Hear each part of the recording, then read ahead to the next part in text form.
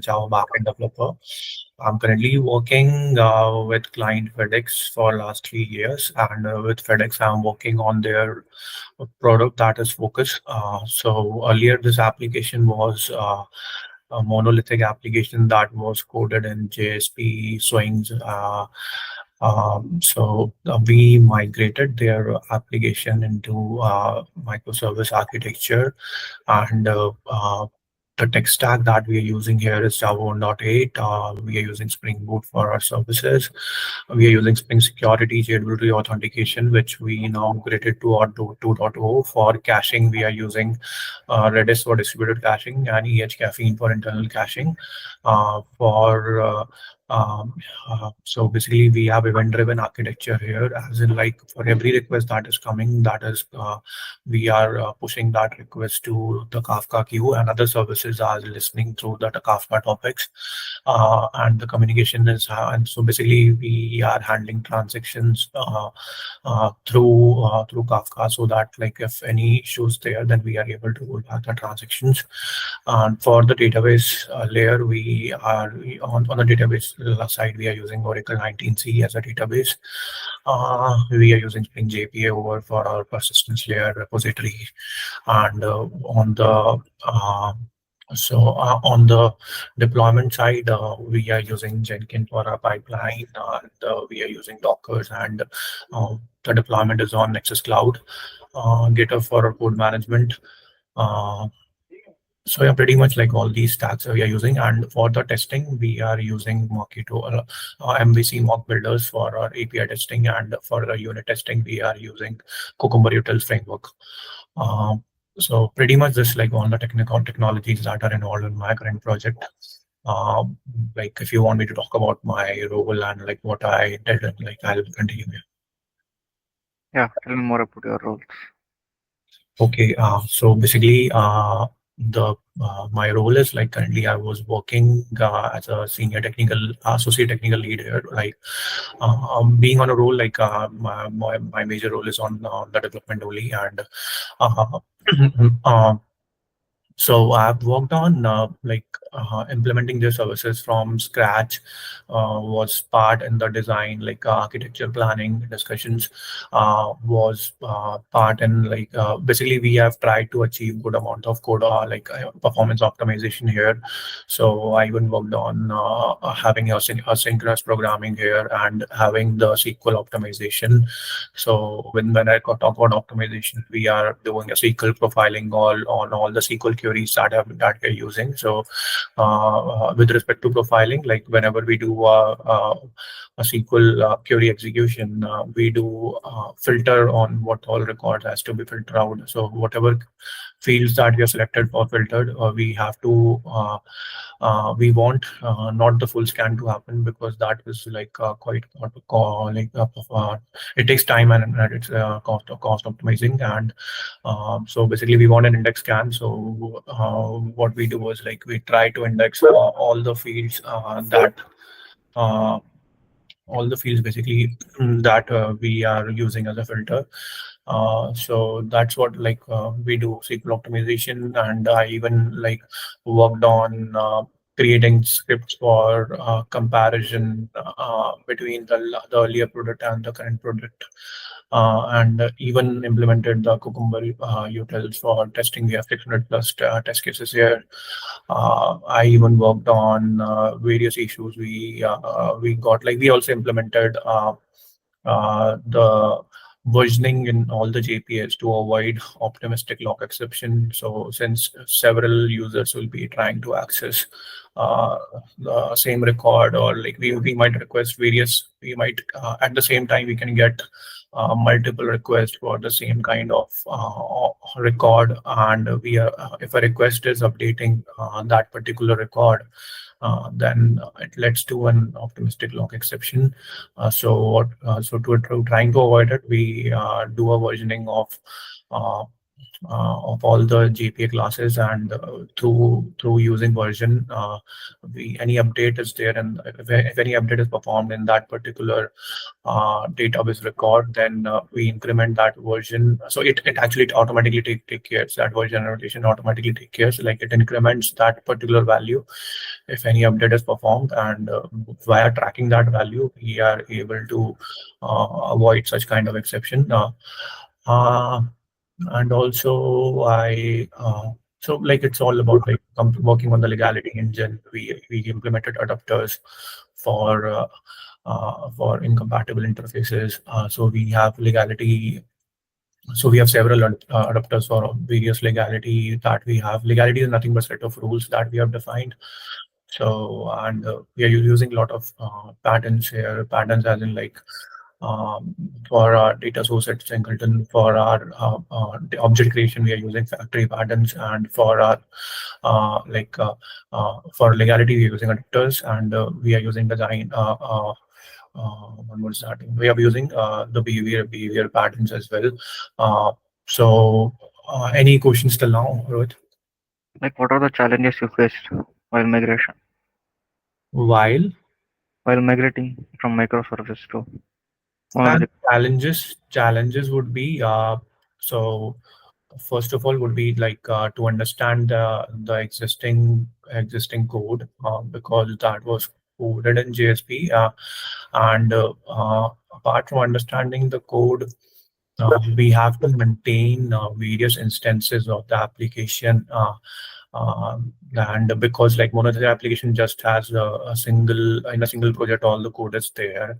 But in microservices, we do have like various microservices are interacting with each other to achieve a certain task. So transition handling was a difficult thing, was a challenging thing.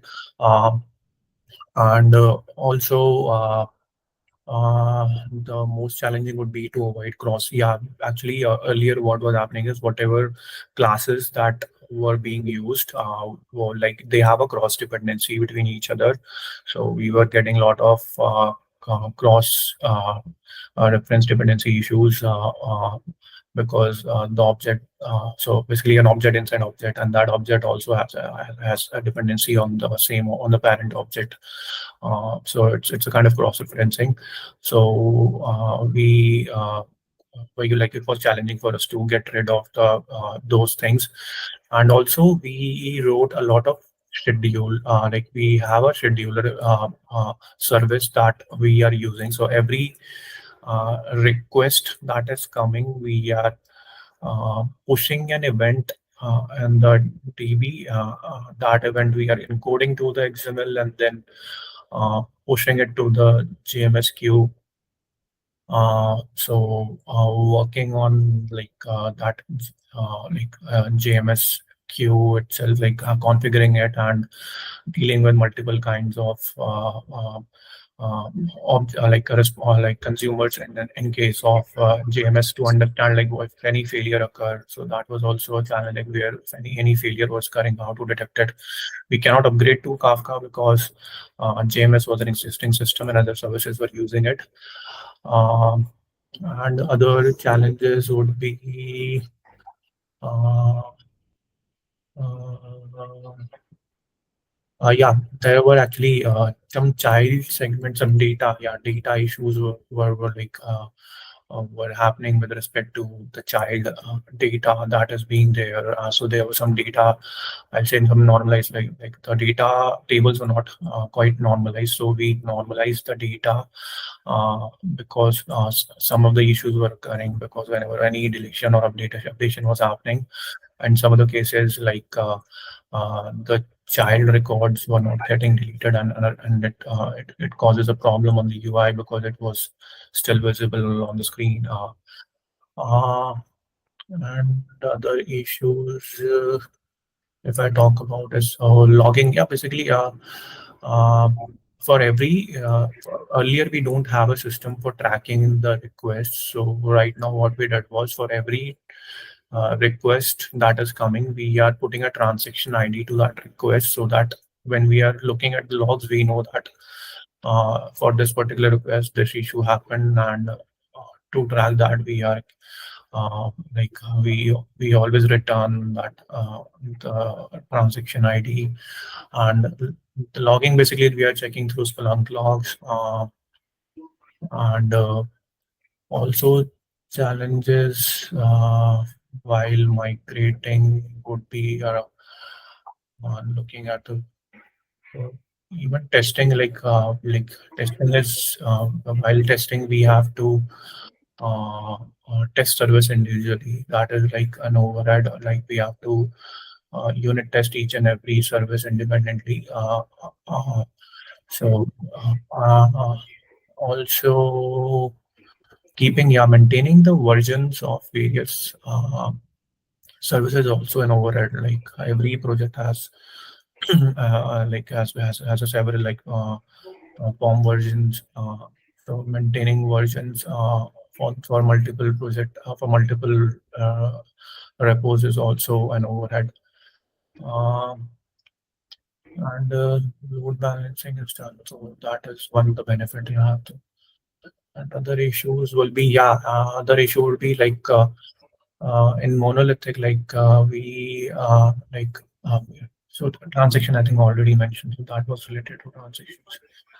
Any other specific thing you want to ask Like about security approaches. on the security? Yeah. On the security side, we have used auth interceptors to, well, whenever the request is being intercepted, we allow only certain clients to interact with the API.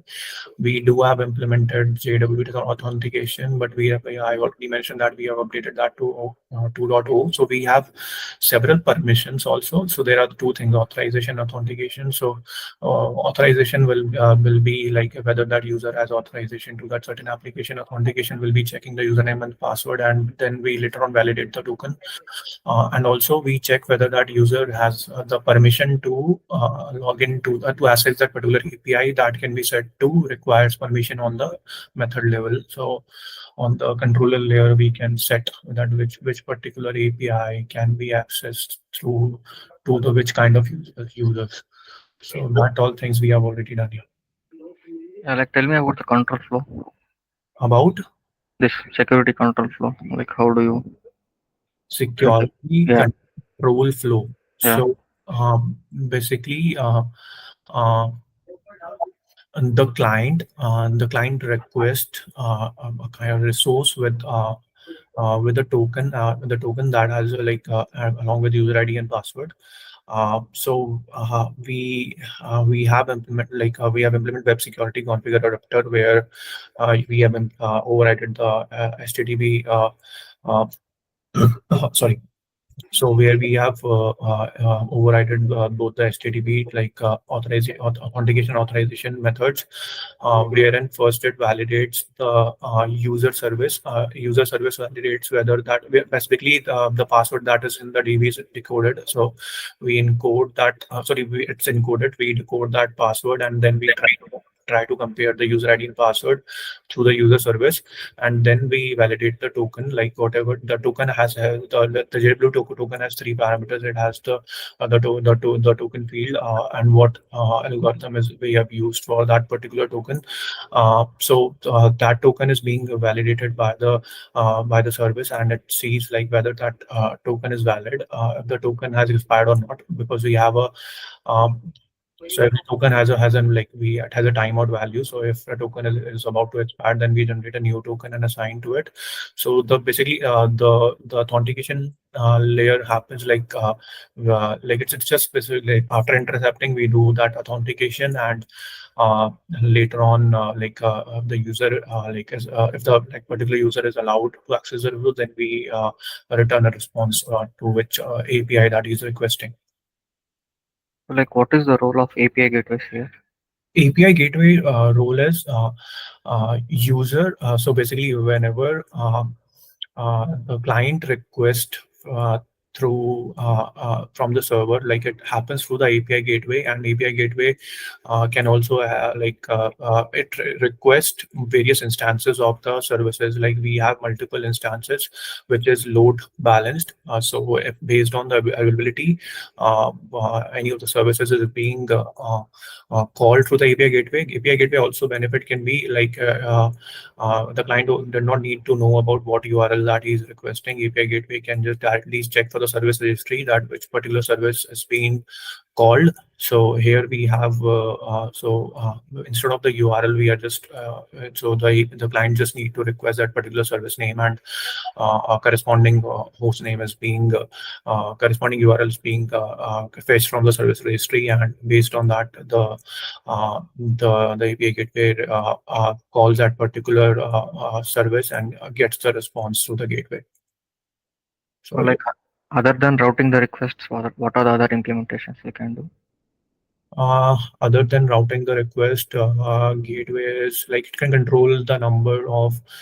So if a lot of traffic is there, and we can set a threshold. Like if a lot of, we can implement a circuit breaker there. Like if we have like a lot of like load is coming on our application, and any service is down, then we can develop a circuit breaker there, which can avoid a redundant request if any of the failure cases is there. So one of the benefit is that to avoid unnecessary traffic. Uh, Apart from that, if I go to gateway, uh, yeah, that Tell me like what is rate limiting? what is Rate limiting. red limit, Rate limit. thread limit, Rate limiting. R right? A yeah, RATELIMITING. Acha, rate rate limiting. Yeah. Rate limiting is something like is to keep a limit on uh, the number of the request that is I'm sorry.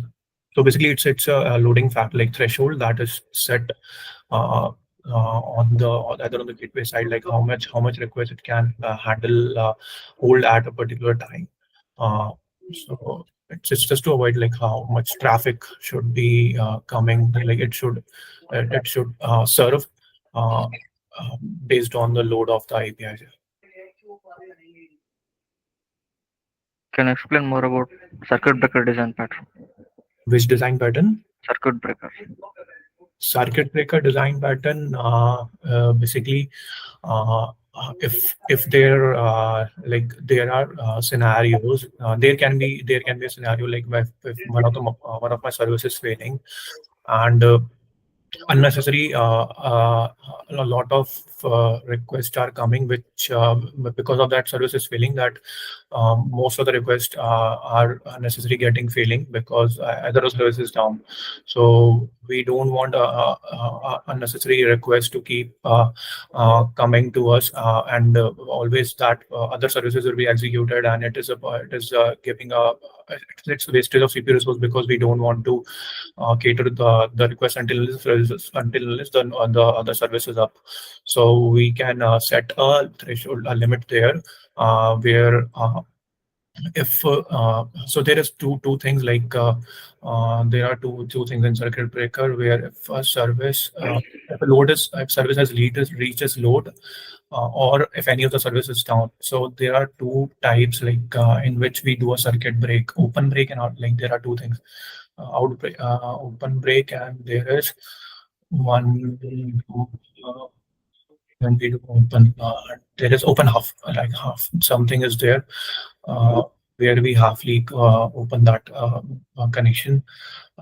So basically, whenever that circuit breaker opens that connection, then the request won't be served by the circuit breaker, and user will directly get an issue saying that we are currently unable to process your request. So that's a kind of rate limit, like we can set there that okay, if now this much failure is happening, then we don't want more failures to happen. So yeah. So like what are WebSockets? WebSocket basically is a socket-based programming where if I uh, like it's kind of event-based programming, I'll say, like uh, wherein like you can implement your notification management system using WebSocket. So like if any notification is coming, then it's a bidirectional communication. So the client can communicate with the server and server can communicate through the client through WebSockets. Uh, so even I've implemented WebSocket in a notification management system where like if any notification is being generated, so and at that time itself, I want even the server to interact with client and client to interact with server. Then through that sockets, I can help like WebSocket can help in that. Have you used any caching mechanism? Yeah, I've used Redis for distributed caching, and we are using internally caffeine for internal caching. Tell me more about Redis and its implementation. Redis में like you store like basically Redis you have like Redis is a server like it's a like a kind of like an open source or like it is a kind of a framework or some what I can call Redis. Redis is like a caching tool or something that distributed tool like basically you store your key like you have a lot of indexes and you have uh, every index ID. Just a moment. For every object that you cache, you have various caching configuration there with the client. Then you have various indexes. You store your input to all the various indexes. So basically, in the key, in caching you need to like in Redis caching you can like tell like what like if an object is being cached then what all fields will be used to do an index should be indexed so that when we are searching that data we can search from the Redis via that or via those indexes. That can be an ID that is common ID or it can be combination of the like 3 to 4 fields. So basically uh, so that one benefit of caching is like Redis is like whatever data is being updated in the Redis cache can be accessed by multiple microservices because every microservice has its own cache and it cannot share the cache with other services. So that is one like major advantage of using Redis cache is like if any transaction is updated is creating any cache data, then it can be accessed by another other service. Um, uh, and also Redis has like it's due to the high availability and you have various partitions we can do uh, and even the performance wise Redis is like faster in retrieving the data because it's indexing it, so it's doing a scan over the index data. uh, and like if you want to know about like what all things you do, uh, so you have various configuration of Redis client. You do a expiry of when till what part you want to explore, and then you have uh, mm, then you have cache like whatever like there are various annotations we can use or uh, like cacheable, cache it, cache put and all those things are there. Any particular thing like you want me to tell about that? Oh, fine. Like, how do you write an asynchronous APIs? To write an asynchronous API, you do at the data sync at the method level. You do a completable. You can use completable futures for, and you can use a supply async method of completable future. Using supply async, you can create various multiple, so like 3 to 4. You can create as many as completable future, and you can do supply async, and you can run a method inside that, and later on you can do a completable dot all of, and inside all of you can have all the multiple threads that you're running. Dot join you do when all the threads are complete, and then you can apply various operation on those threads on those complete futures and like yeah basically you can use a comp like basically computable future like gives a lot of things for doing asynchronous programming. You can either do run async that will run that method and does not return anything. If you want some return, like you can do supply async, and supply async returns you a computable list of type of list of computable futures where you can do a get later on to see you can later on do, like if it is done, then you can also exception handling is better in this. Competitive future also gives you better exception handling, like as compared to futures that were used earlier. So yeah, What are executor services? executor service are basically services that there are very many types of executor service. Like executor service lets you reuse a number of threads. Firstly, you can create many types of. You can create executor service using fixed thread pool. You can use a single thread pool, or you can use crash thread pool. So you can make use of the existing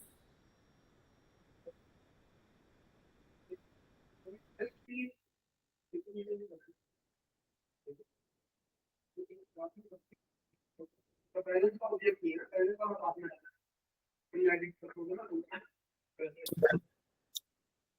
Hey, I'm audible. Yeah, you're audible. Actually, light went off and my connected, and now it is back. Like I'm connected in my mobile hotspot. Yeah, fine, not an issue. Can continue. Executor service I was talking about. So number of ways that you can create a fixed thread pool, single thread pool, or cache thread pool. So it helps you make reuse of the existing threads so that every time no new thread is not getting created. And also it helps you execute a task by every time any class, like with any method, like class that is implementing a callable interface has a so it has a method call that which should return something, and you can use future like after executor is some the executor service is submitting the task, you can collect the data from that task using future object, and future and using future you can check whether the task whether that thread is complete or not. And when you use future.get, it is like a block and a blocking API, and that is what advantage of completable future, like it is not blocking because it does not block existing threads. So yeah, executor service like lets you submit that task and then collect the data through that task using futures, and then um, you can uh, yeah, I think that's the major advantage. So, like, how do you decide a thread pool size? How do I decide a thread pool size? Uh, how do I decide it? Generally, based on the amount of data that has to be that is to be processed. Like we already know, like in our system, we have like around 10,000 to 20,000 records being processed at a time. So we kept our thread pool size to 10 as of now. Uh, so it's also decided based on this number of the CPU memory, like whatever number of multiple threads we want to execute at a time. So it's also based on the processor, like how many cores are there and how many threads you want to run concurrently. Okay, can you explain thread life cycle? Thread life cycle, first when the thread is uh, uh, like you do a start, then it is running phase, then you do a run, then the thread gets started, then post running, when it is when you do a run, it gets started, and then the thread is in blocked state when you do a wait or suspend, and when you do notify, then it again the thread is into the resumes into the running state, and then when it is completed, then like yeah, I think these are all like it's destroyed and destroyed when the task is complete. Initialized, then you are running, you're starting. Yeah. Okay. Can you explain singleton design pattern? Singleton design pattern. Basically, every time when you create, like it gives you single instance every time whenever you create an object. Whenever basically whenever you access, like only a single instance of that object of that class can be created. For creating a singleton instance, you make the constructor as private. You create a static instance, private static instance of. Then you have a method of public static that will return that will return the instance or like an object of that particular class. And if it cannot already exist, then it will return that object. If an object is not visible, it can return from it. And we can summarize method, and we can avoid cloning when we cloning also we can avoid, so that number of like multiple objects of that class cannot be created, or can override the cloning and throw an exception if cloning is done. Also, we can avoid reflection itself if we don't want reflection. Yeah, any other questions you want to ask on that so that I Like, tell me difference between HTTP and HTTPS. can difference between HTTP and HTTPS, hypertext transfer protocol. HTTPS happens basically it uses a SSL layer where data has to be transferred. It trans in the secure Currently, layer. it's like your voice is not clear. I think the connectivity. Just a moment, let me switch. Yeah,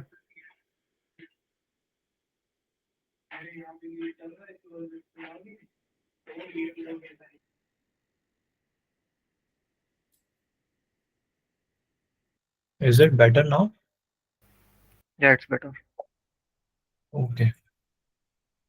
So basically, HTTP and HTTPS may like whatever packets are being transferred, it's in HTTPS, it's transferred in the secure SSL layer. You have either you have any certificate, self-signed certificate or some certification on that that is involved, while it's basically everything like you transfer it's in the secure layer package. And either you have a basic authentication happening in between, or you just need to send like a self-signed certificate along with the data that you are transferring over that uh, over that communication. In HTTP, like you it's like a stateless. You don't have to.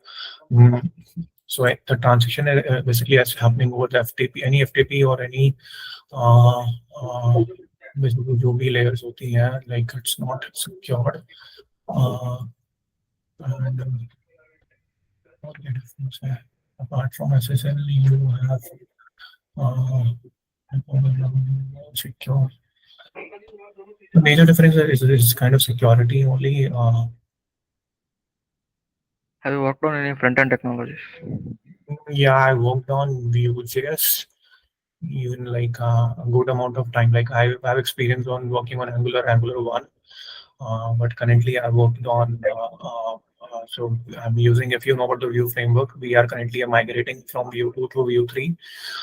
So we have used composition API, worked on Mixins, we worked on Vuex store, we worked on the life cycle of the Vue. We use Vue directives, template, CSS. Data modeling and all those things, even bootstrapping in Vue, like that. Okay. So, like, currently, could you please share your entire screen? Okay, Like, open any. just completed that and it's working fine. Yeah. Okay. So if I just remove at the rate, then it's invalid. Mm-hmm. If I add at the rate, if I remove .com, then also it will keep as invalid. If I remove any number, because I've put a condition at least एक number होना चाहिए, Mm-hmm. Okay. then it is invalid. Number डाल दिया तो it's a valid. Okay. Okay. Yeah. Yeah. Fine. Thank you, Karandi. That's it from my side. Okay. Yeah. Thank you. Thank you for your time. Thank you. Yeah. Yeah, you can leave.